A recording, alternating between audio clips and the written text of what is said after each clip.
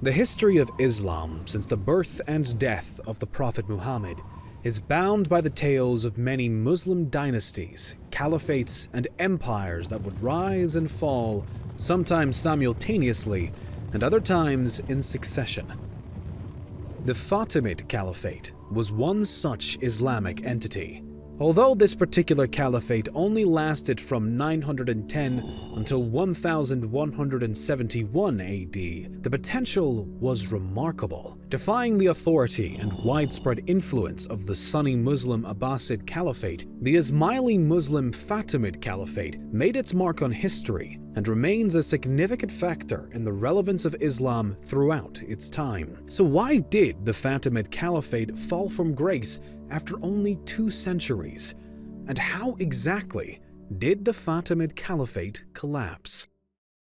The Fatimid Caliphate first rose to power in modern-day Tunisia at the start of the 10th century. The leaders of the new Ismaili Shia movement directly contradicted the claims and power of the Abbasid and Umayyad caliphates. The Fatimids believed that only descendants of the Prophet Muhammad's daughter Fatima had the right to claim the title of caliph and serve as the leaders of the Muslim world, which meant that all other dynasties or supposed caliphates, in the opinion of the Fatimids, were usurpers. The then reigning Abbasid Caliphate, which was a Sunni Caliphate, contrarily claims that they had a right to power due to their ancestral ties to the uncle of the Prophet Muhammad. This dispute put the two caliphates vying for control in direct opposition with each other, a fact that both sides were fully aware of. The Abbasids attempted to gain support from the Ismaili Muslims by reiterating their relation to the Prophet,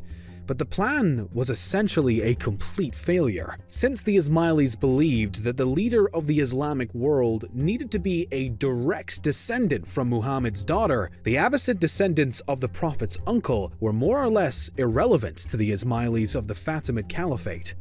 Meanwhile, the Abbasids invalidated the Fatimid claim on the basis that being descendant from a woman did not give them any inherent right to authority. Still, the Fatimids in particular were very tolerant people. As the young caliphate spread through Egypt, eventually moving its capital to what is now Cairo, its authority was expanded over a wildly Sunni Muslim population. Many Christians and Jews would also fall under the Fatimids' rule, and the caliphate proved accepting of them all.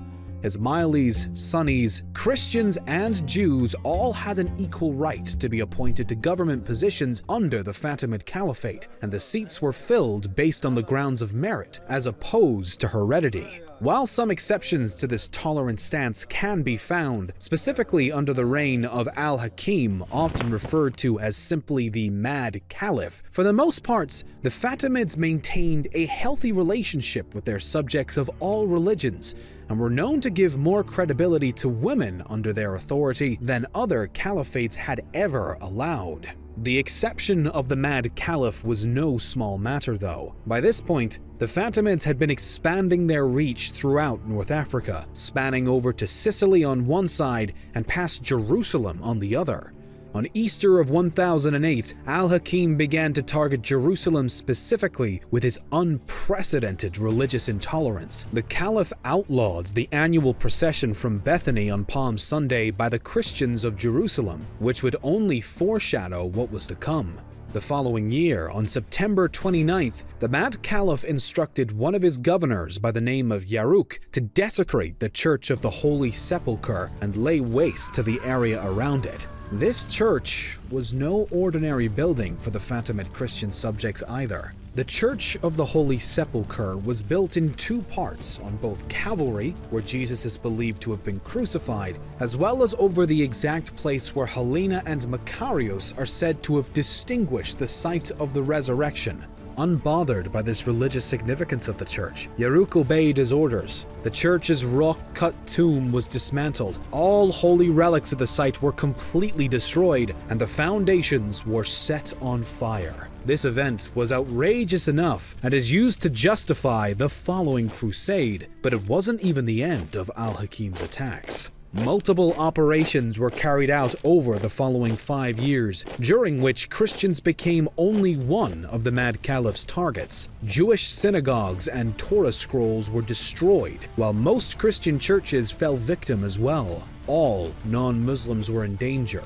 Jews were required to wear a wooden block around their neck, and Christians were made to don crosses in order to distinguish them from the Muslim subjects within the Fatimid Caliphate. These extremes of discrimination likely would have continued if the Mad Caliph had not been afraid of retaliation against his own faith's mosques and holy sites that were within Christian territories. The dangerous approach to religious diversity surely impacted the state of the Fatimid Caliphate from an external point of view and may have contributed to its decline.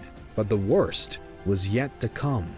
Roughly a decade later, the ethnic diversity within the Fatimid army became a growing obstacle. A power struggle within the army began to form between the Turks, Berbers, and North Africans, and riots were now a common problem. A full collapse of the Fatimid army system didn't come until the middle of the 11th century, but when it did, it plunged Egypt in particular into chaos. In addition to both famine and drought, Egypt also hosted violent conflict and full-blown civil war between the ranging ethnic groups under Fatimid command. The Turks and Africans were the main spearheads of the discord, but the Berbers would throw their alliance behind one or the other throughout the ongoing disputes. The Turks eventually captured the capital city and held Cairo at ransom. Meanwhile, the other revolting factions spread out throughout the Fatimid lands. The Caliphate became desperate to maintain its authority and quell the multi-fronted rebellion. The Turks continued to challenge the Fatimid power though, and it was only a matter of time before a crusade would be launched. In 1072, Fatimid general Badr al-Jamali led a counter-invasion into Egypt in an attempt to retake the capital and stabilize the caliphate once more. The campaign was successful and was able to, at least, slow the decline of the caliphate. The rebellions from multiple ethnic groups were stomped out, and many Turks were expelled from the region.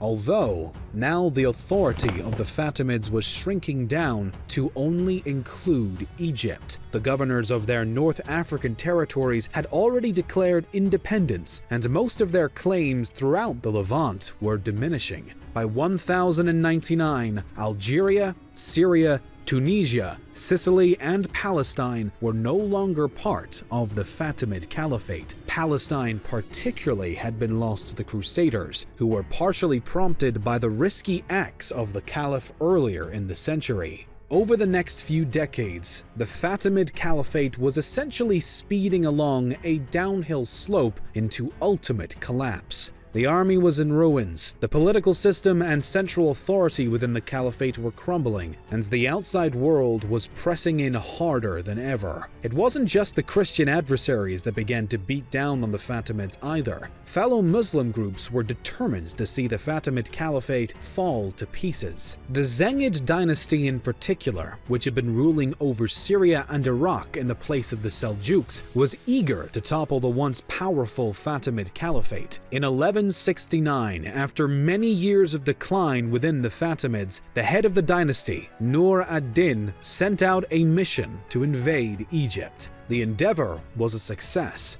and Egypt was taken from the Fatimid vizier and de facto ruler Shavar. The victorious Zengids subsequently established the new Sunni Ayyubid Sultanate, spanning over both Egypt and Syria, though it would swiftly be replaced by the Mamluk Sultanate in 1254. Regardless, the seizure of Egypt, which was all the Fatimids had left, marks the end of the short-lived Fatimid Caliphate. The reason why the Fatimid might rose and fell so quickly was likely due to a variety of factors. For one, the general tolerance of a diverse array of religions and ethnicities was in theory quite good, but in actuality may have been a pitfall. It was, after all, a leading cause of the Fatimid army self-destructing. Of course, the foundation of the army itself and ethnic divisions may have been more to blame than the actual differing of ethnic groups themselves, but the diversity played a factor nonetheless. Had poor management by the central government been the true weakness for the army, it would not have been the only time where that was the case. The caliphate's dependence on the iqta system, which was in fact the practice of tax farming, could also be to blame for the weakened authority. Furthermore, when al-Hakim came into power, his management of the Christians and Jews within his territory was disastrous for the Fatimid Caliphate in the long run. He not only stirred up division between his subjects, but also triggered intense and later destructive backlash for the neighboring European Christians. In addition, he created instability that may have contributed to the confidence possessed by the rebellious Turks, Berbers, and Africans that decided to discriminate against and attack each other. Ultimately, the Fatimid Caliphate collapsed from the inside out. Unable to maintain stability and centralized control, the Islamic Caliphate was doomed to fall, and fall it did.